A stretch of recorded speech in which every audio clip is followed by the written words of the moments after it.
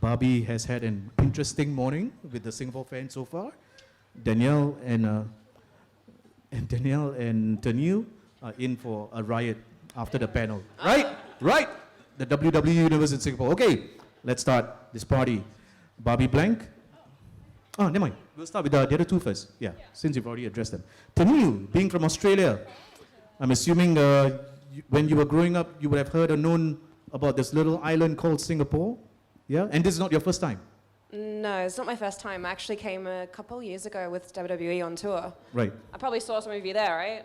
Yeah, there you go. Okay. So what have you been up to since you got here 2 days ago? Oh, since we got here. I got a couple She's been annoying me. Please, she She's follows been me following around the world. everywhere. Anyway. Okay. You can see how this is going to go for the next 1 hour. Okay. That's basically So it. that's why we put the two of them together. Yeah. Okay, so what do we do? You went to we McDonald's gotta at the airport? Shh. Oh, No, I'm an athlete. I don't. no fast food. Okay. Okay, but the pie was really good there. Right. Anyway, so I had got a couple of gym sessions in, tried to recover from the jet lag a little bit. And what else? We went to Marina Bay Sands. We walked around by the bay. We went in and saw the hotel and the shops. We had some dumplings. Nice. It was really good. And then, last night we went to Lavo, the rooftop bar and restaurant, and we ate a lot of food. Nice. And there was beautiful views. I see you brought like 2 suitcases. One of them is full of your merchandise. Yeah. Right, nice. That's how I make that money. Exactly. Exactly. Danielle, what's been keeping you busy over the last few months? I don't really do much. People ask me what I do now, and the answer is just not. But I'm just kidding. Everyone in the audience was like, "Whoa, how do I react to that?" This is awkward. Yeah, What project are you working on? Maybe what project? What projects am I working on? We've been busy with appearances. I have bought a home and have been, thanks to Tennille, and yeah, I've been just doing I don't know, in WWE we could only do that for so long that it's nice to just do a bunch of stuff. So just walked in Fashion Week in New York. Being able to travel with Tennille, we went to Turkey, we went to England, we do trades with hotels, that was fun. And then I also do something else that I don't want to talk about. So yeah, that's great. Okay. That sounds sketchy. Sounds like sex, but it's not sex. She's working on some exciting projects. Yeah, Yep, I have yep. some stuff I just can't talk about. But Yeah, yeah. So Okay. stay tuned. Okay. Yeah, I just didn't want to be I'm like cliche. selling it for you. I just didn't want to be cliche and say that, but yeah. Yeah, we're going to open Make the yourself stop. we're going to open the questions to the floor in a minute. We'll hear from Barbie. This is your second time in Singapore. Yeah. Second time. Yep. Cricket, like, Okay, there's a whole story behind that. Anyway, yeah, because you were here for the SmackDown show in 2007 at the indoor stadium. 9,000 were there. You were like, what, 15 then? No, okay. I Oh, was. you were 15 then. Mm-hmm. Yeah. you're older than Very young. 27. How many years ago was that? Yeah. So- have you tried? You were. She's cracking up. Barbie's losing it. Okay. Have you tried any of the local dishes in your short stay over here? Local dishes. McDonald's. She's been at McDonald's. Yep. She had that McDonald's. 10-piece chicken nugget. Yep. Okay. We had dumplings yesterday at the mall. Right. At Marina Bay Sands Mall. That was great. I love a dumpling. It was great. Is that local food? Is that local? I don't know. Is yeah, it yeah, Singapore? it's one of the local- It's more Japanese, right? Dumplings. No, it's Chinese. Chinese? Japanese? Chinese. Yeah.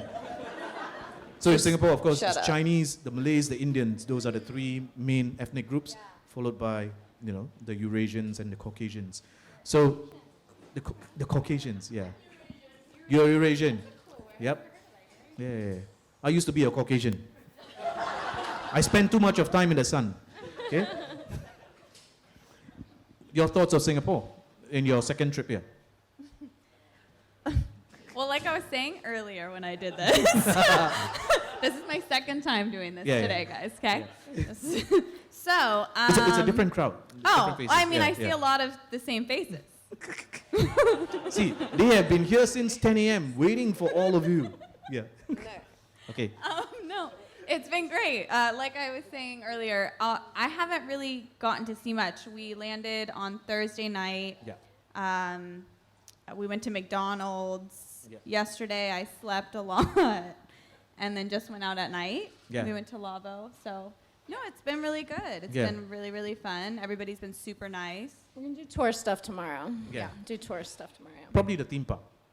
Okay. What? The Yeah, theme park. Sentosa Island, right? Yeah, Mm. and Universal Studios. I'm the one that makes all the plans around here. Nice. I'm Okay. like the mother of the group, but Danielle's older than us. So we just throw it out there. 27. Yep. Your dreams. Going on. Okay. Questions from the crowd. Remember, we just let's keep it to the storylines and the characters. Who wants to start? Come on, don't be shy. The Singapore fans. Nobody? Okay, No, let's no. move on. Yeah, Jason? Jason's from Somebody's got a Australia. question. Tanil. What's He up, flew from Jason? Australia to be here just to G'day, see mate. you. G'day, mate. From Nice. Melbourne. Chucking out those shrimp on the barbie, right? No one talks like that, really. It's just very, okay. How are Yeah, ya? yeah, but he flew down from Australia just to see you. Yeah, that's awesome. I love that. Just to see me, not them. Me. Nah, just me. Oh, you said it. Do you like Culture Kings? That's my favorite store in Australia. Yeah. Really? In Melbourne? On what's the place? What is the place where it was? Where all the graffiti is? It's in Hosier Lane. That's what I meant. Yeah. Love it. Oh, that's cool. Okay, so I'll just keep on posing a few questions. You feel free just to put up your hand. Anybody? Okay, go. Hey, this question is for Neil. I'm really happy to see that you signed with Impact Wrestling. Could you tell me a little bit about why Impact is the right fit for you right now, right after your stint in Women of Honor? You didn't just think of this question. You've had this plan. You acted like nobody had questions, and then you had like an essay. So, tell me this three-part question. Yeah, no, I like it. Well, first off, thank you. I actually am not exclusively signed with Impact at this point. I like to work for myself, and I like to travel as much as I can, and right now my schedule's been awesome. I've been wrestling constantly, but also going places that I haven't been yet. I just got back from a trip. I did Germany, Switzerland, Austria, went and stayed at some amazing resorts, did some sightseeing, and then did some wrestling shows as well. So that's the kind of lifestyle I'm really enjoying right now. But Impact, I have got some more big things coming up, Bound for Glory in Chicago in a couple of weeks. So I think right now, obviously, women's wrestling is amazing across the board in every company. And I think that the women's division at Impact is very strong, and actually many of the women there I haven't wrestled yet. So for me, it was exciting to have a new competition, to have strong women athletes that are not just eye candy, that love to actually wrestle. And for me, it was, something new that I hadn't done yet. And I actually have wrestled for, I would say, almost all of the main promotion, or the big promotions across the world now, with WWE, Ring of Honor, Impact, NXT. Waiting for AEW. I did the AEW pay-per-view a few weeks ago as well. They Right. did the Women's Battle Royal at the pay-per-view. Oh, nice. And so that's the thing, my options are open right now, so there are some exciting things to come still. So you guys just have to keep watching. Nice. Thank you. Anyone else? Okay. Barbie Blank. In your early time with ECW, all right, you had a live segment called Kelly's Expose, whereby you would proceed to do a sexy dance and strip to your lingerie. The crowd would go ballistic, okay? Ballistic. Was it easy for you to do that? She's going to do that tonight. Oh, you're over. Yeah, you can see I've been perspiring since I met you 4 hours ago. Okay. This is my third change of clothes, all right? Was it easy for you to decide to do that stripper storyline on more than one occasion? When I got the phone call about doing that, I voiced to them, look, I'm not a dancer. And they were like, it'll be fine. It'll be fine. Yeah. Yeah. I was just like, okay. We're all And dancers. you were 19. We're all dancers. Exactly, and she was 19, the youngest ever WWE diva Yeah. at the age of 19. Yeah. Yeah. No. It was, it was an experience. It wasn't my favorite, but it was to get my foot in the door. And so, yeah. Talking about experiences and getting your foot in the door, I have to ask you, how did it feel when Tommy Dreamer, okay, bent you over on his knee and spanked your bottom? How many of you? I just saw it. I saw that clip on YouTube. I saw it like 5 times last night. Just to you must understand why. Does anybody of you know how many times she got spanked? Any of you? 22 times. Yeah, she already said 22 times. Cause just wondering. 22 times. Yeah. I tell you can't do that in today's context. Yeah. Things So have it's on changed YouTube. a little bit over Yeah, you definitely can't do I was that. just But having this conversation. I was like, there's no way Yeah. these days that they could get Someone away tried with to spank what- me, I'd kick their ass. yeah. So 22 times. Yeah. No, when you're in ECW, that's Yeah, what you yeah, gotta do. yeah. Maybe like I got hit Vince. with a I'd like Singapore Vince to do it to cane. me once. Or Sandman. And is it true? I mean, she mentioned Vince. Is it true that Vince was the one who you came out as Kelly, and then he added, he said, make it Kelly. Yeah, the second week I was there. It was first Kelly, and then the second week it was Kelly. Any idea why? There's like a Cheers episode. He really likes Cheers, the show Cheers. Okay. And how does Cheers resonate with you mentioning your name twice? So the bartender's name was Kelly, and there was a song that came on an episode that somebody sang, and it was Kelly. So And that's how it all began. Nice. Danielle, you made your Raw debut in 2013 when you first walked out as the valet to... okay. Is it Fandango? How would you say it? Fandango, I right? called him Dango. Oh, that's a new one. Okay. Okay, so can you describe that moment? Daddy Dango. Can you describe that moment going from FCW, which of course became NXT, and finally to the main roster on Monday Night Raw? Yeah, so I wasn't supposed to, it wasn't like I got called up. We were on tour in Europe, and the dancer girl was a part-time fill-in girl. I don't know, like she wasn't an employee with WWE. So if you're not an employee, you can't go overseas because you can't get a working visa. So they just told me like, oh, you're just gonna be Fandango's dancer at the O2 Arena in London. And I was like, okay, great. And we did it. And then Twitter started trending. It was like Summer Rae's, the new person, blah, blah, blah. And then I think I was his dancer on the road for the tour. Like it was just, the tour for 2 weeks was my first time on the road, which was horrific. Just talk about getting thrown to the wolves. And then when I came back for Raw, I don't remember, but I think that Monday I wasn't on, or I did it because we were still on the loop. And then they used the girl. And then when they used the girl again and it wasn't me, Twitter freaked out and everyone started trending and was like, why isn't it Summer Rae? Why isn't it Summer Rae? So I will say, like, give divas a chance and the whole hashtag and stuff like that. Like, sometimes I think the internet has a say in it, but sometimes I think they tell you the internet's having a say, so then you tweet more, so it's not really true. But for my case, the internet did help me get on. And so then Hunter approached me, I think, like 2 or 3 weeks after and was like, the internet wants you on. Our concern with you is that you'll take too much off of Fandango. Like, he won't be the main attraction because I think he was only like an inch or two taller than me, like in the heels.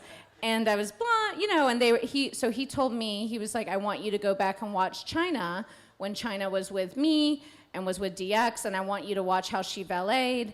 And she never looked into the camera, she never looked into the audience, she only looked at me. So he was like, I only want you to look at Fandango, because if we're gonna make this work, it has to be all about him. Because that was like right off Jericho and WrestleMania, like that was his big push. And so I was like, yeah, anything to get me out of FCW. So I'll look at whoever the hell you want. So that was cool. So the internet helped me. And so I didn't get excited. Like, I didn't think it was Yeah. my call-up. So you never get excited. Like, I was supposed to be called up the year before. 6 months into FCW, I got the call to be with Damien Sandow in London. And I was going to be with Sandow, and they booked my travel and everything. I was so excited. Mind you, I shouldn't have been wrestling 6 months in. That's crazy. So looking back, I'm glad it didn't happen. But I got really excited, and then the day before... Oh. Yeah. Daddy Dango's calling. Daddy Dango. Yep. And so the day before they called us and they were like, creative change, Sandow's they're not doing a valet, so I was super bummed out. So Norman Smiley always kind of taught us, like, don't be excited till you're literally stepping out the curtain. Like, you could still fly to London and be in Gorilla and be in hair and makeup, and it doesn't happen. Like, you need to be 1 foot out the curtain. Yeah, and like that happens all the time. Okay. During your early years before Raw, you had a couple of fights with one Tennille Dashwood, and that feud also played out live on Raw and SmackDown. How did it feel like working with a character known as Emma? Oh, with Santino. No. But it was like Emma and Santino, me and Fandango? No, even it started before in Before. NXT. Yeah. Oh, NXT. Yeah. Yeah. But did we have a thing on Raw and SmackDown, you and I? Oh, okay, yeah. I mean, it was great. Like, anytime you could work, I thought, I was so nervous being on TV and being on Raw and SmackDown that anytime I could work with the girls from NXT, that was great. It was comfortable. Tennille's wrestled years and years before me. Paige, Natty, well, Natty wasn't in NXT with me. Well, she came to NXT a lot, Natty did. But, so anytime I could do that, it was nice because it felt familiar. So I really liked working with them on the main roster, and we wrestled a lot on house events, like weekend events, so it was easy to put the match together, and we could just call it out there. And if she hit me hard, I just hit her hard back. Like, it wouldn't be a bitchy thing. Would you like to respond? How'd you like working me? Yeah. And we Working- had like a dance thing, so we didn't have to bump a lot. We could just have a dance off at the beginning, especially Yeah. the weekend show, so that was great. Yeah, she's still in a. She seems like she's still in a state of shock. Okay. We'll come to the crowd. We'll come to the crowd in a minute. Tennille, in your wrestling roots dates back to, I think it's somewhat similar to Paige, that your brother was the one who actually introduced you to the sport at the age of 8. And then in your teenage years, you were competing in Australia. In 2008, you made that big switch all the way to Canada at the age of 19. How did you bring yourself to move halfway across the world and, leaving your friends and family behind, I assume? Yeah. Honestly, because I loved wrestling from such a young age, I think by the time I was like 11 years old, I knew I wanted to be a wrestler already. And then I started training in Australia when I was 13. And I knew that, especially at that time, Australia was so far away from everything that I had watched on TV and everything we knew. And I think it became apparent that if I was going to try my shot at being in WWE, that I needed overseas, like international training, and can you get that thing off me? That I needed to train with someone who was in the WWE and kind of meet people and be known across the world. And I was too far away in Australia, so I guess at that point. When I was 19, I'd finished school. I went to university for a year, and I was like, okay, I can do this, but is it what I want to do? No, I just want to wrestle. So at that point, I, within a few months, booked a ticket to Canada and left, and that was it. I trained with Lance Storm in Canada. I would have gone to America, but it was too hard to get a working visa there. So it was easier to go to Canada at the time. So I trained with Lance Storm there, and then that was kind of the first step to working overseas, meeting people, traveling, and that eventually got me to FCW and NXT, WWE, all that. Yeah, Lance Storm is 50 years old today, in case you're wondering. Yeah, he's 50 Happy birthday, Lance. this year, yeah. Yeah, And he began his career in he's 1990. That's almost 30 years. And he began his career with Chris Jericho. Yeah. Yeah. So like you said, you were traveling to and fro from Australia to the US to Canada, competing on the independent circuit. Yeah. finally in 2011 you signed a contract with WWE, underwent shoulder surgery first, and made your NXT debut in 2012. How did you feel when the WWE first came calling?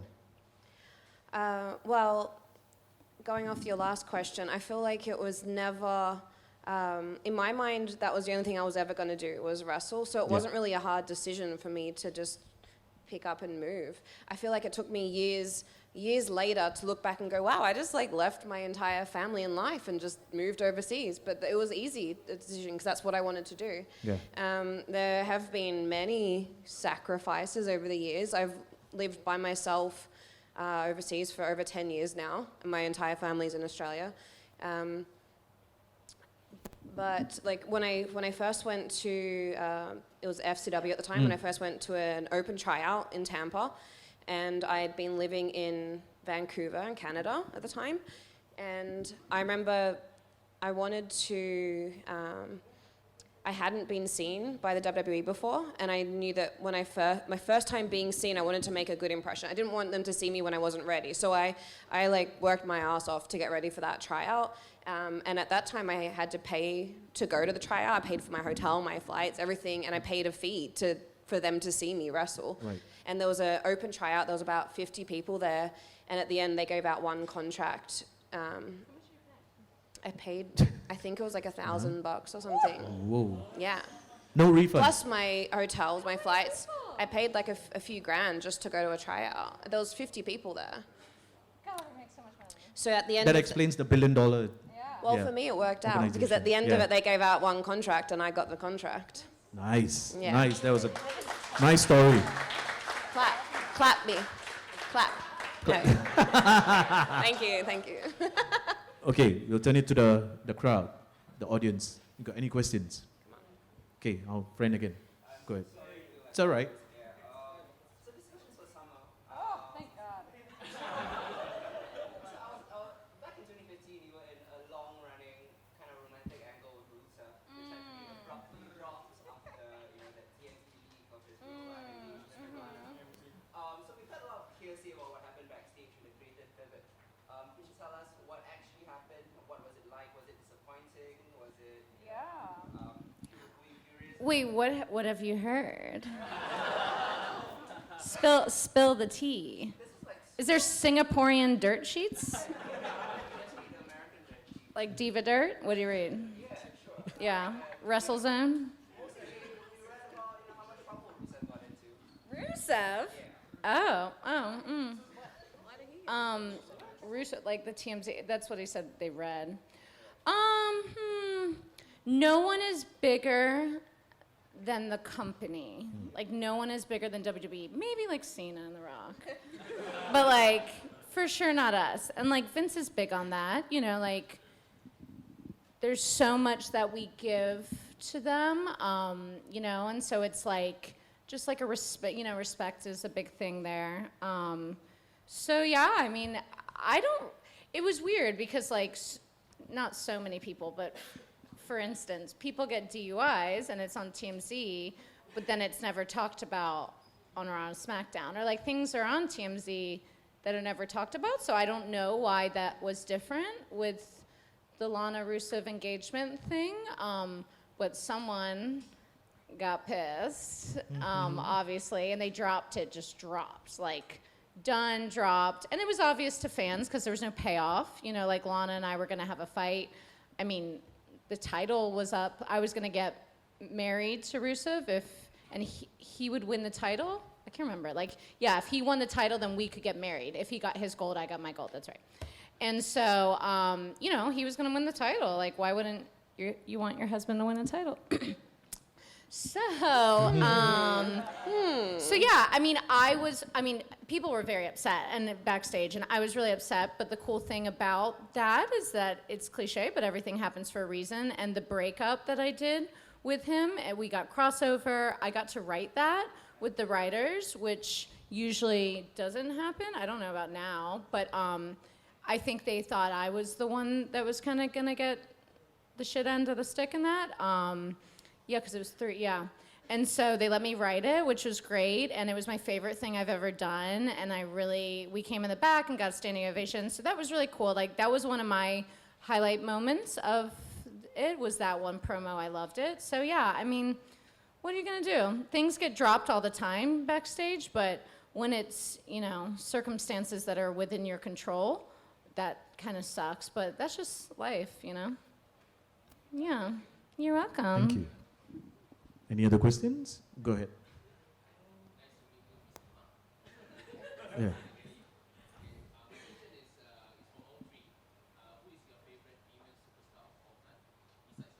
Bobby?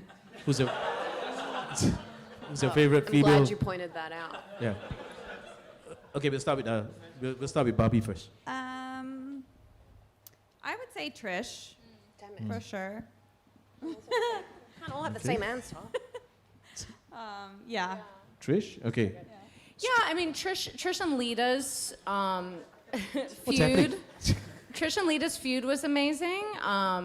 And that whole era, like Molly Holly, I really loved her, though we didn't really look similar. But yeah, like I feel like I usually gravitated to the more girly kind of wrestlers, but then I really loved Molly Holly. I loved like what she was doing. But it's weird now knowing like Lita and stuff, and like looking up to that. The whole thing's really weird. Or meeting Trish for the first time, I was like nervous to ask for a picture. But Daniel? yeah, loved her. Favorite favorite women's wrestler of all time? Crazy, but I'm gonna go with Trish. Oh wow. Yeah. Trish and Lita, though, same thing. But like back when I was young, I remember having, like I said, because everything was so kind of far away and foreign from Australia, but I remember having like access to magazines was like the only thing I could get my hands on, and having like Lita's poster on my wall. And like when I first started doing working with a personal trainer in the gym, I took a photo of Trish and was like, I want to look like her. Like that's what I grew up with. That was like, they were like my role models. Okay. Question is for all three of you. Any regrets over the course of your career? And if you had a chance to have a do-over, that regret would you? For me, I don't. I was very happy with how my career started, how it ended. It was all on my terms. My whole character, I mean, besides the striptease, I was able to be myself. My character was me, except elevated obviously 100 times. And so I was kind of able to just go out there and be me, and I got to really interact with the fans, and I feel like I was really happy with how everything went. For me, it would be more like speaking up, you know, like I feel like I definitely, I played the game within the rules, like I colored within the lines a lot, and, you know, a lot of people that get very far and get certain things don't, they're not scared, and I was just so excited to be doing what I wanted to do and accomplish my dream. I very much like played the game and did what I was told, and like I think if I would have done things like even just in NXT, like I never had merchandise when I was in NXT, neither did Tennille. We were kind of in that area, you know, between it when it first came out, but then we weren't. Well, you were more NXT than I was, but it's like we should have easily had merch, and really that's just a speaking up thing. So, well, you spoke up a lot about that, but it's like, but you didn't have merch, and No, I never had merchandise. yeah, and so it's like I feel like a lot of times you just have to tell them, and it's really so easy. Once you leave, you're like, oh, like why didn't I say, you know? So I think I was really happy for people a lot, and I think in order to get far, you need to be not happy for people. You need to put yourself first. So I would watch WrestleMania, and if I wasn't on, I'd be like, oh, I'm so happy for them. That's my friend. Look, she had a great match, and that's great, but that's why I'm not in it.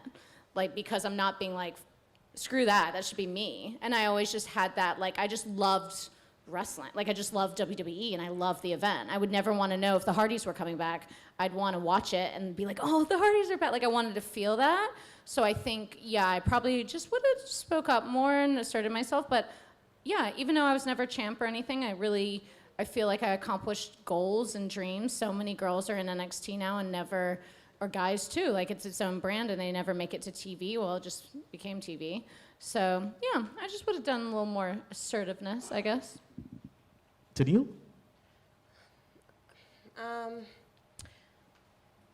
I feel like I'm very grateful for what I did with NXT and WWE. However, I feel like I had a lot more to give, and a lot more to accomplish there.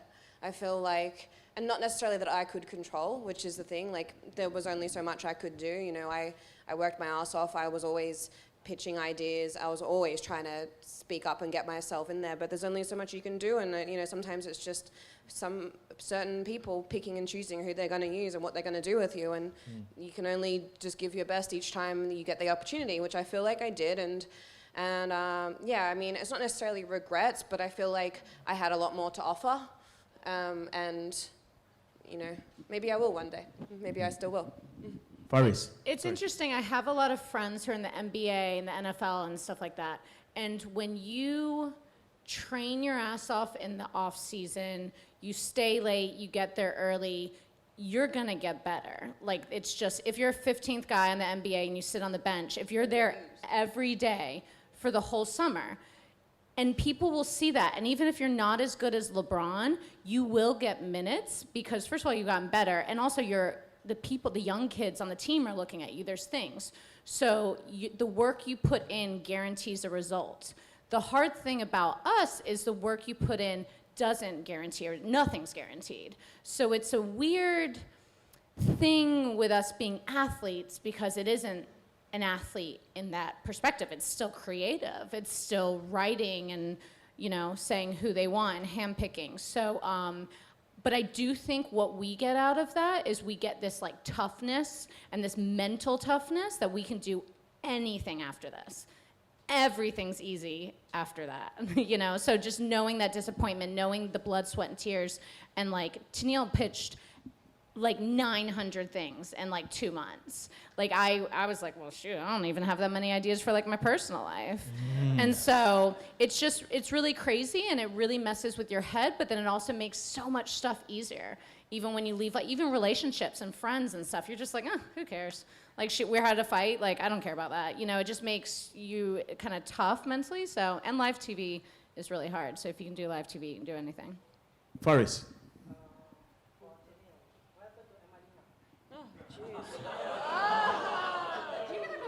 Yeah, I get that question all the time. It's my favorite question. Let's just say ask Vince McMahon, basically. That was a Vince idea that never came to fruition, or kind of something happened, but yeah, basically let's just say Vince had a realization towards the end of that was not me. And then was like, oh wait, let's just do what you're already doing. That was good. And that's how it all happened. Just going back before Emelina, tell us about Santino Marella. No. I mean, you worked with him, and you know, right up Yeah. to when he announced his retirement. So Yeah, Santino is awesome. I had some of like the most fun moments of my career with Santino and the Cobra. And yeah, like I actually sent something to Danielle recently. It was our match from NXT. It was actually the match that got me onto the main roster. Basically, Triple H had this idea to put Santino and I together and thought it would be hilarious. And so he did it at NXT against Summer and Fandango. And it was a hit. Like, I think it came off really well to the NXT audience. Yep. And then within a few months, I was being debuted with him on Raw, I think it was.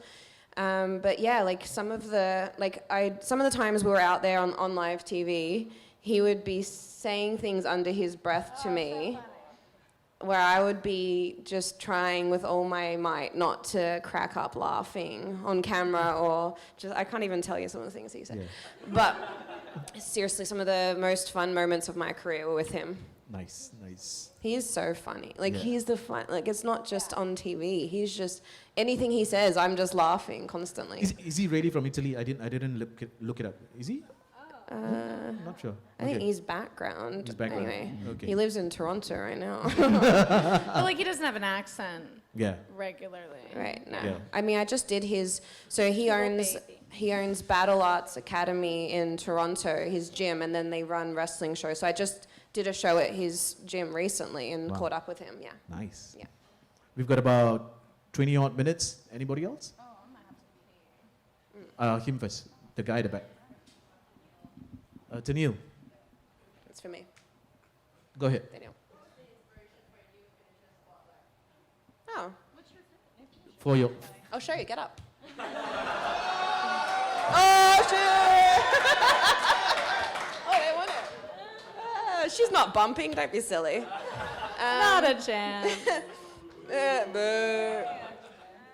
I actually, I actually used that before WWE when I was on the independent scene, and I didn't want to use the submission at that point because I'd just come off WWE and.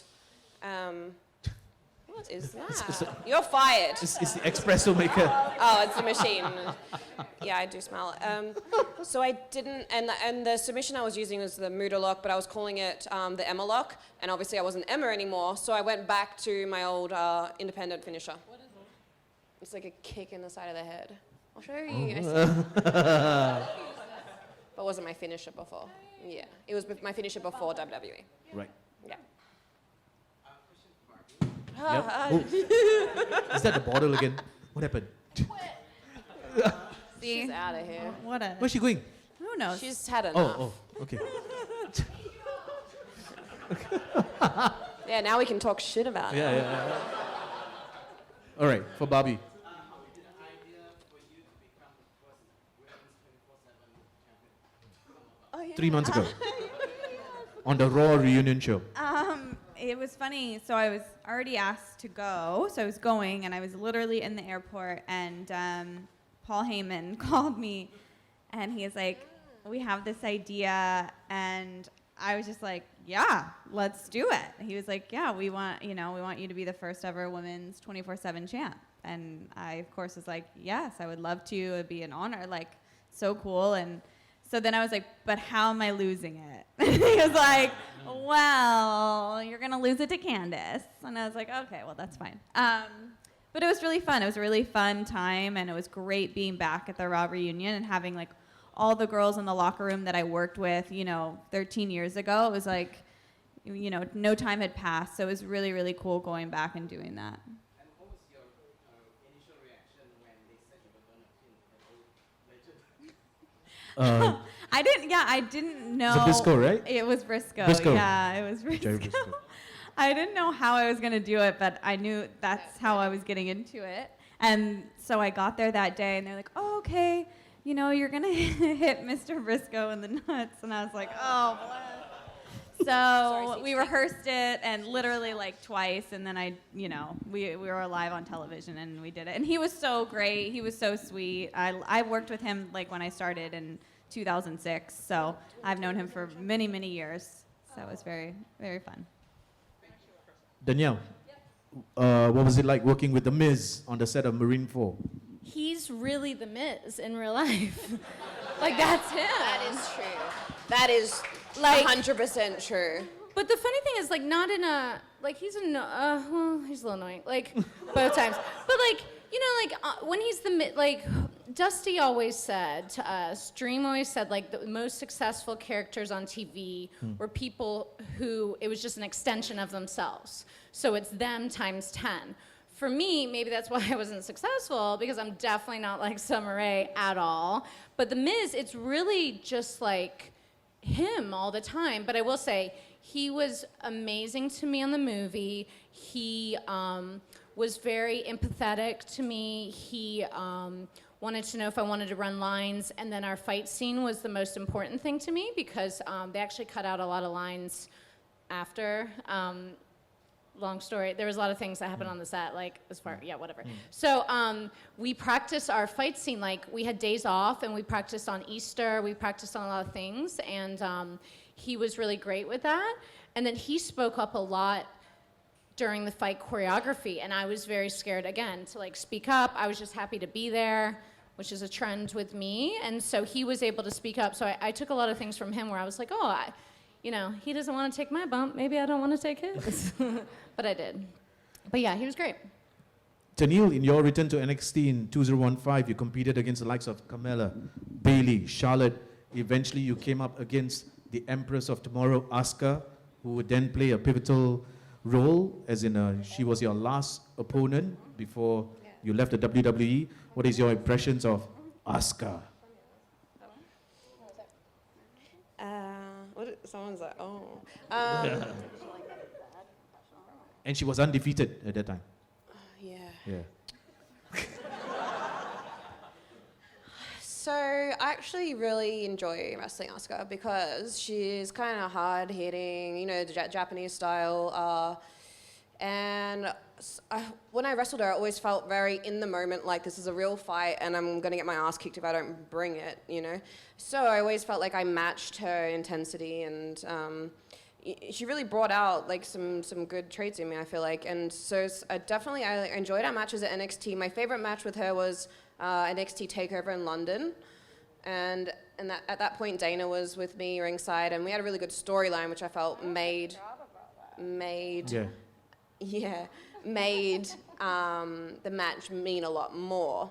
And then, we wrestled a number of times, and we were actually supposed to have a pretty long feud at the end of, like you said, right before I wrestled her at the pay-per-view, and then on the Raw, and then I was gone. Yeah. But there was supposed to be a lot more. Okay. Yeah. Any questions from the crowd? Yeah. Yeah.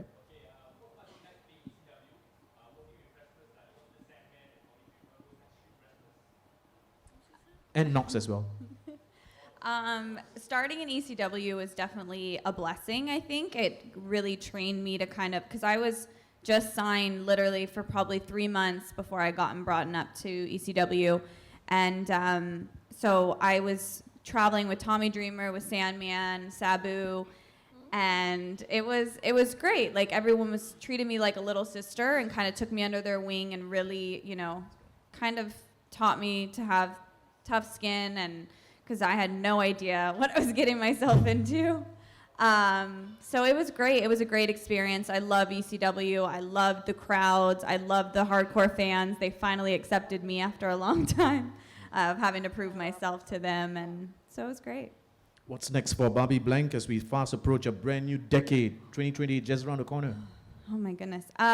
So I'm coming out with a wine. I have a skincare line. I am coming out with a bikini line. I just got involved with a non-profit organization to cure brain cancer, a type of brain cancer, which I'm very passionate about.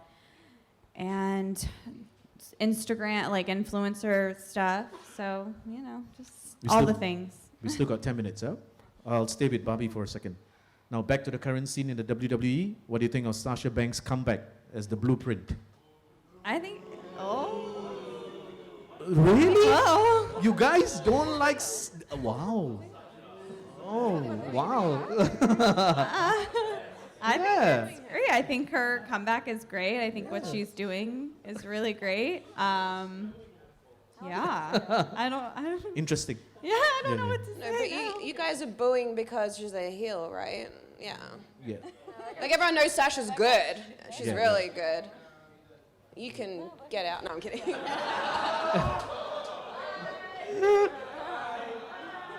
Na na na na na. Hey, hey, hey. Goodbye. Oh, no. Hey, don't, he's the game master. I He's never been, got to work with her. Yeah, I never Yeah, worked with Sasha's her, awesome. so I don't know. Yeah. Tennille, Yeah. looking at the current women's roster in the WWE, is Charlotte Flair going to be the greatest of all time? Because she's already 33 and a 9-time women's champion. It means she's lost 8 times. That's what they used to say about Ric Flair. Ric Flair is a 16-time champion because he lost the belt 15 times. 17? Yeah, she is. Rick is 17? 16. Oh, Russell. Yeah. So your take on Charlotte Flair? Yeah, I mean, I think it's pretty clear she's kind of created her own legacy. Um, she's by far surpassed expectations of what people thought she would achieve.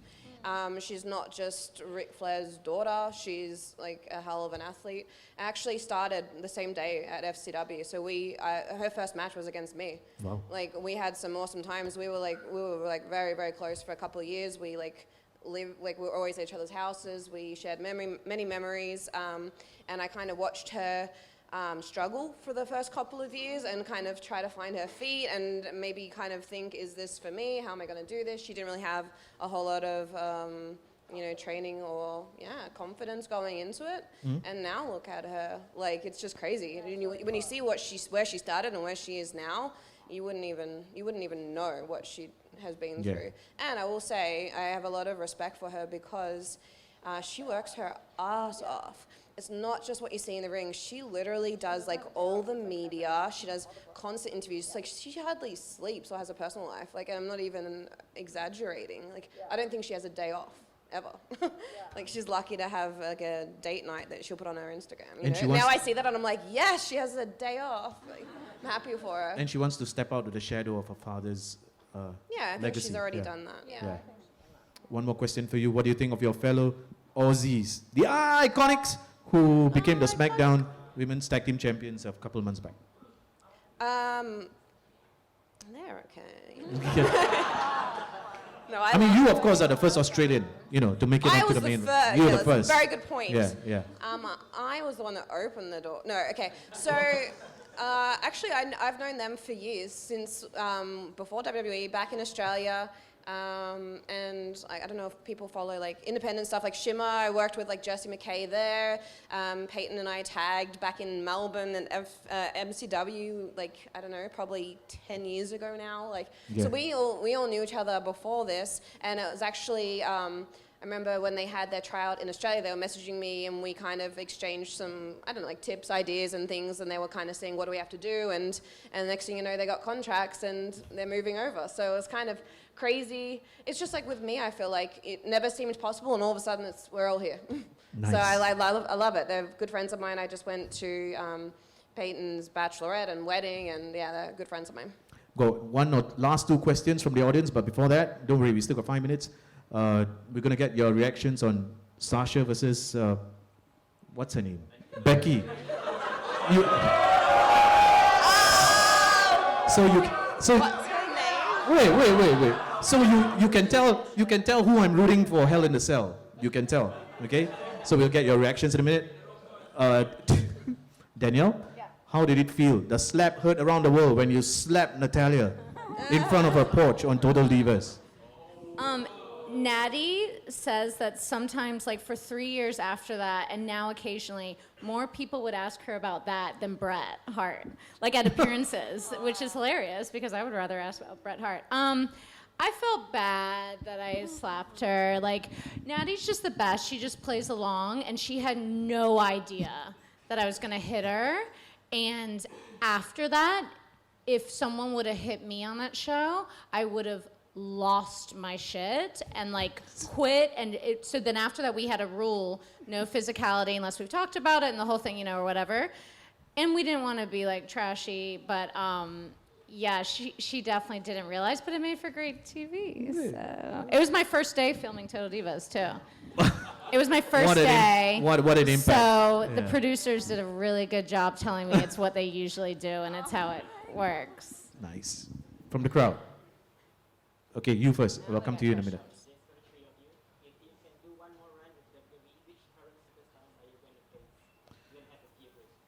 Yeah, I would want to face Sasha. Now that she's heel, though, that'd be interesting. I could never see myself with a baby face run, so... She's too whiny. She's like, like... And I would have to go back blonde. But yeah, definitely Sasha. She pitched us to be together, to wrestle together a lot right before, I left. So I know she had interest in me, and I loved working her. It was just different. She really her and Natty made me just really like step out of my box and like especially Natty with the shine and what she did. I never considered myself very athletic, and she always really pushed me. So yeah, but I'd probably work Sasha. Daniil? You guys had a fun little thing together though in NXT too. Yeah, and NXT was great. And then we worked main event. Like we worked 3 weeks on main event, and they gave us double segs, and it was great. So yeah, and she sells. When she was baby, I thought her selling was amazing. So yeah, I love Sasha. Daniil? Only if like Snoop Dogg was there, Right. and we smoked weed with Snoop Dogg. Ooh. Daniil? Illegal here, am I going to jail? I would wrestle. Me? I'm not there. Not her. From the current roster. I'm gonna go with Becky Lynch, and because we were actually supposed to have a feud and it never happened. Right. Things change all the time. But at that point, that's when I had. It was right when. What was it? I had a back injury. I hurt my back and I had to go have surgery. And we had just started. We had like one match, I think it was, and a couple of backstages. And then we were about to have more. And I found out they took me off and they said, you have to have surgery. And I was like shattered. So, and we never got to go back to it. They never went to visit the idea again. So we never really got to do what we could have with that. Okay. Bobby? Current roster. Charlotte, for sure. I just really admire everything she's done. I remember when I was wrestling, and she would come, to WrestleManias just, she was right out of college, and she didn't know what she wanted to do. And so seeing her now and everything that she's done, it's so amazing to just see that. And I just admire her athleticism and gymnastics background, and she's really taken all that into her moveset, and I think it's so cool. So Nice. Final question from the floor, the gentleman. Sorry. Oh, wow. From where? Oh, okay. He's got. Yeah. Okay.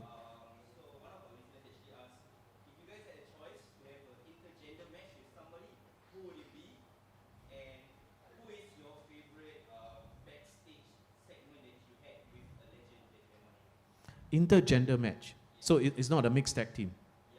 So it's man versus woman. Okay. I already know that answer. Yeah, Daniel. Yeah. Yeah, mine would be Bray Wyatt. In his current In the theme it as the doesn't matter. theme. Yeah, it doesn't matter because Yeah. I would like to work with. I mean, It- both times. It's gonna but- happen tonight in Singapore. Yeah, right. Yeah. So we got in the ring a lot in FCW, right? Yeah, and he is brilliant to just roll around with. And what I learned from him, just now they don't let you even get in the ring with guys and stuff, but in FCW we did. What I learned from him is it can look good and they don't even have to touch you. Like barely can scrape you, and it just looks so good. Because I remember getting in with him, I was so green. I was there for a couple months, and I didn't even know what to sell because he was barely touching me. And his kicks would just look insane. And so I really took that away from, because the girl, we kind of lay it in a little bit. And it was just not necessary. It wasn't, yeah. And so I was also supposed to work with Bray. We had, I was supposed to be the girl in his gimmick.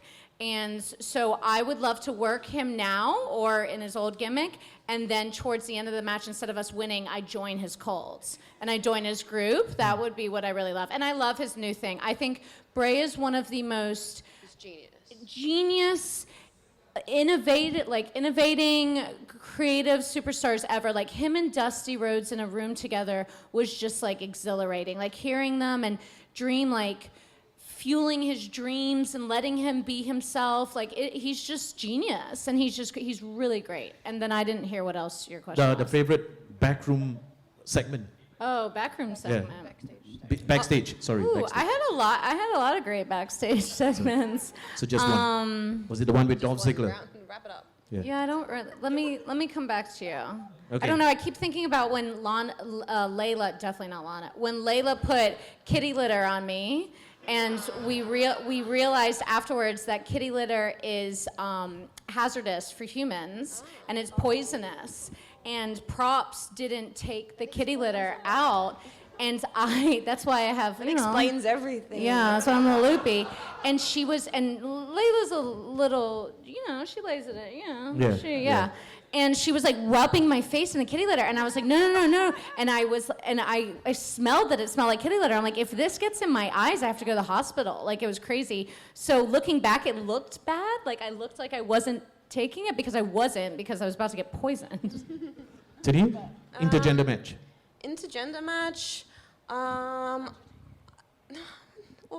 I mean, to actually have a competitive match, I'm gonna say Seth Rollins. Oh. Yeah, because he's just amazing. Yeah.